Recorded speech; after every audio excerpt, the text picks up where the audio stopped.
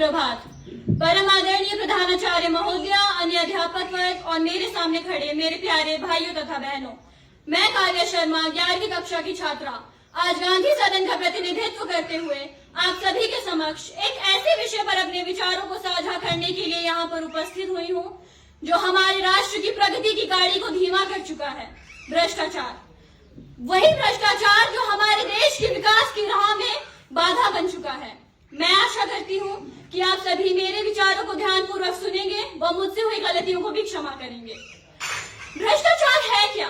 भ्रष्टाचार एक ऐसी प्रवृत्ति है जिसमें एक व्यक्ति अपने अवसर, अपने स्थान, अपने पद और अपने अधिकारों का इस्तेमाल समाज के हित के लिए नहीं बल्कि अपने निजी स्वार्थों के लिए करता है या अपने मित्रों या अपने सगे संबंधियों के लाभ के लिए करता है। भ्रष्टाचार एक ऐसी बीमारी है जो हमारे समाज को, हमारे शासन को और आम आदमी को खोखला कर चुकी है। अगर मैं अपने राष्ट्र की तुलना एक वृक्ष से करूं तो मेरे परिप्रेक्ष्य में तो भ्रष्टाचार एक ऐसा दीमक है जो इस वृक्ष की जड़ों को धीरे धीरे खा जाएगा। भ्रष्टाचार एक ऐसी बीमारी है जिसमें समाज में गरीब व्यक्ति और गरीब होता जा रहा है और अमीर व्यक्ति और अमीर होता जा रहा है। भ्रष्टाचार के कई पहलू है, वो भाई भतीजवाद हो सकता है, रिश्वतखोरी, गमन, पक्षपात और गैर कानूनी लाभ भी। भ्रष्टाचार तब कायम होता है जब एक युवा जिसके पास प्रतिभा हो परंतु उसे नौकरी ना मिलके किसी ऐसे युवा को नौकरी मिल जाए जो रिश्वत देकर नौकरी ले चुका हो। क्या उसके मन में ये नहीं आएगा कि उसकी प्रतिभा व्यर्थ हो चुकी है?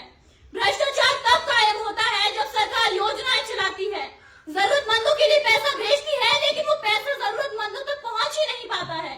क्यों? क्योंकि उसी सरकार के अधिकारी बेईमानी से घोटाला करके उस पैसे को गुम कर देते हैं। जरूरतमंदों के मन में नहीं आएगी क्या सरकार ने उनकी मदद नहीं की। भ्रष्टाचार एक ऐसा दैत्य है जो हमारे समाज के विकास को रोक चुका है, समाज की प्रगति को रोक चुका है, राष्ट्र को खोखला कर चुका है। और हम तो सीना चौड़ा करके कहते हैं कि मेरा देश तरक्की कर रहा है।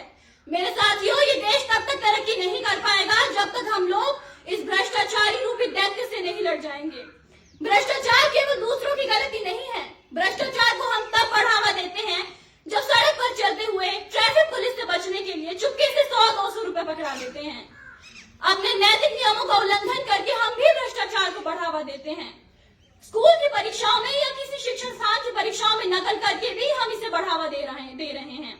भ्रष्टाचार केवल सरकारी दफ्तरों तक ही सीमित नहीं रह चुका है, ये आज कई नए पहलुओं में हमारे चारों ओर उपस्थित है। हम सभी चाहते हैं कि हमारा राष्ट्र भारत एक ऐसा राष्ट्र बने जो कि अपने नैतिक नियमों से परिपूर्ण हो, जिसका विकास एक विकासशील देश बने। परंतु यह बदलाव कोई खुद में नहीं लाना चाहता है। सब मना करते हैं भ्रष्टाचार को, सब विरोध करते हैं इसका। लेकिन अगर इसी भ्रष्टाचार से किसी को नौकरी मिल जाए या किसी का अपना काम जल्दी हो जाए तो कोई इसे मना नहीं करेगा, सब भ्रष्टाचार को बढ़ावा देंगे।